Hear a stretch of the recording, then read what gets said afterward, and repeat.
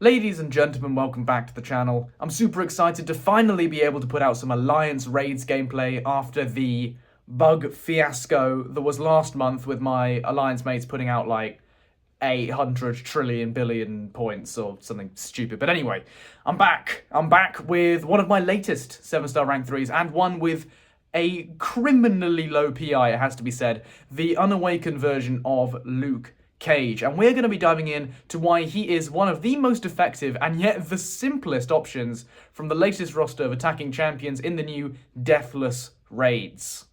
Let's get into it. So I was assigned Vanguard for the latest week of Alliance Raids, and I thought it would be fun to test out Luke Cage. I saw he was in that roster, and I'd recently taken him to rank 3. I'll be honest, I only took him up because I had like spare tier 4 alpha and a lot of tier 6 CC, and I thought, well, I could take up another science champ to rank 3 in a row after Spider-Punk, which is a bit annoying, bit of an overlap in utility, or I could just not have a rank 3 now. And because I'm an impatient bastard, I took up the rank 3 now.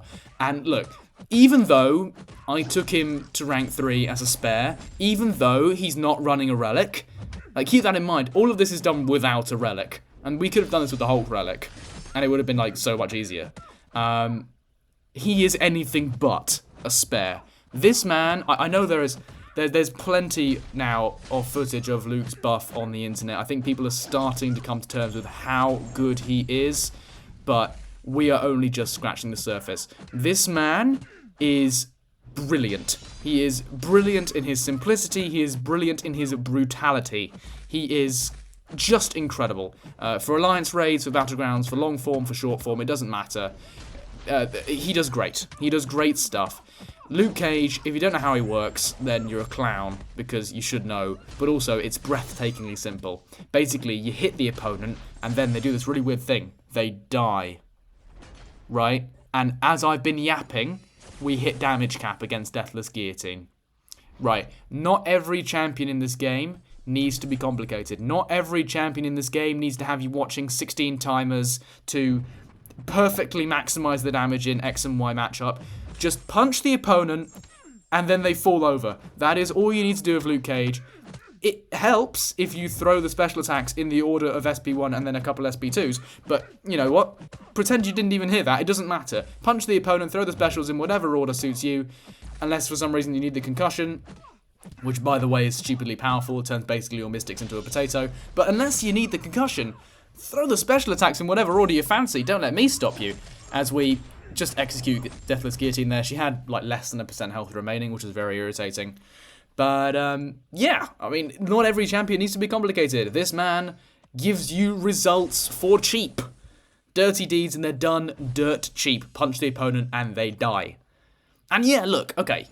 Those fights you saw against Deathless Guillotine, they were done, you know, with some Vanguard charges already on her from the help of my teammates. But, you know, what happens if I'm the first one there? What happens if I'm there with Luke Cage and no one's there to help me? I've got to go in from scratch. Fear not. Fear not. I wouldn't make a Luke Cage video if he wasn't genuinely good. I don't clickbait people very much. So, let's go in from scratch against Deathless She-Hulk. 100% health, no Vanguard charges. Let's just do her tasks, ramp up his damage. Let's see what happens. Because I'll tell you what, there are plenty of champions in the AQ raids, attacking roster that can't go from a standing start and get 12%. Right? There are plenty of champions like that. I don't have the full list in front of me. I haven't tried them all. But believe me, in the past, I've gone into matchups and been like, I need help, I need some starting charges, and I'll tell you what, Luke Cage does not need no help. Luke Cage does it perfectly fine on his own, as that was 600k crit on the first SB2, and now we're just going to complete her challenges. While Luke Cage digs into this She-Hulk, now's a good time just to say, if you like the channel, if you're awesome, consider subscribing. We're growing this community. It's going really nicely. And once we hit 500 subscribers, I'm looking to, A, apply for the Content Creator Beta, but also, B, make a Discord channel so the members of the channel can join, share ideas, share footage, and really build this community. I'm really looking forward to that, having a great time making these videos, and I want to make more. So if you're awesome, consider subscribing. We're about to chuck off another massive SB2. Let's have a look at these crits. Wow, 900,000 from Luke Cage on the final hit of the SB2. And look, this guy's incredible. If I get a 7-star rank 3 to 4 gem of the science class from the Epoch of Pain, this guy's gonna get it. There's really no one else in the science class who I would want to get it more. I think, you know, obviously I could give it to someone like Photon or Titania, but Photon, I play so much of, right? I play Photon all the time, in all sorts of content, and look, she'd be objectively, I believe, the best choice for me to take up, but I don't want to do it. Titania, again, would be another option who I would say probably over Luke Cage, but I don't want to do it. She's dull at this point. How many times have people seen Titania's SP3? Like, how many times? It has to be, like, she has to be competing with Doctor Doom for, like, most common SP3 in the history of the game, right? I mean, surely that's true. I'm sick of her. Anyway, we hit damage cap. We hit damage cap from standing start. Are you convinced? You should be. Right. One more thing to show you how insane he is, how simple yet broken he is. We're going to take him against Big Daddy Thanos, and we're going to do exactly the same thing. Me just reading the notes quickly. But yeah, there's no one else in the science class who I'd want to give it to more. I also have Spider-Punk at rank 3. I took him up for fun, and he is fun, swinging that guitar around, but there's a lot of footage of him being broken on the internet. Not all of that footage is entirely representative of what the average player will receive. Not of all of it is particularly practical. So you know, you have to keep these things in mind. He is a lot of fun, but not all of that footage is what you're going to be able to put out with Spider-Punk just picking him up and playing him. As opposed to Luke Cage, where basically everything you see is exactly what you will receive if you are to put your resources into this guy.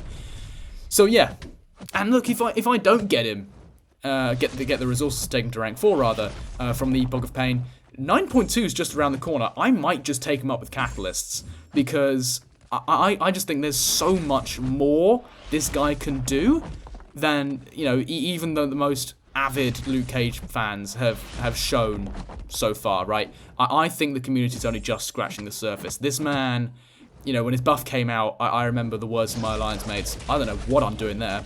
Nearly got smacked. Miracle that I didn't. But I remember the words of my alliance mates. I'm sorry for your loss. And since then, it's been a complete 180. I think the community recognises how broken this guy is, but it's my opinion that we've only just scratched the surface, and I want to put out, like, the biggest Luke Cage showcase on the internet if I take him to rank 4. I want to do that. I want to bully Act 6 content all the way through to Act 9 content. I want to take him everywhere. I want to do everything, because I'm having so much fun with this guy.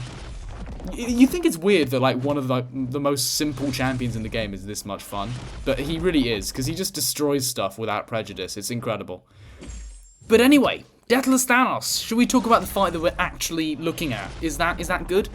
Anyway, we've been hammering in, doing exactly what we've done for all the other matchups, and even against this enormous Thanos with hundreds of millions of health, Luke Cage is going to have absolutely no problem with a 1.6 million damage SB2 crit to take this guy to damage cap. It's going to happen any second now.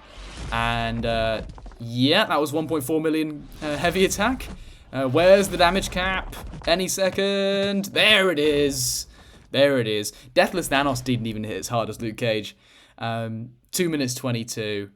And yeah, that's Luke Cage. This is his homepage. This recording was actually recorded from a previous video before I took him to rank 3. But you can see he just has criminally low PI. I think at rank 2 he had like 19,000 or something. He had like less than 20k. And at rank 3 he has like 24 or something stupid. So I can guarantee that when I eventually hop into Battlegrounds this season, he's just not going to get banned, just ever.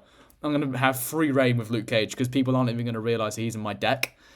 I guess he's a bit of a stealth rank 3. That's an added benefit of Luke Cage that isn't necessarily a good thing. But anyway, But yeah, I hope, I mean, there'll be those of you who already know how insane he is and you've just been enjoying the content. But to those of you who don't know about the power of Luke, then I hope you've enjoyed. I hope you've learned something, and maybe the next time Alliance Raids comes around the corner, you'll be whipping out your Luke Cage, and we can all reap the benefits of this absolute monster.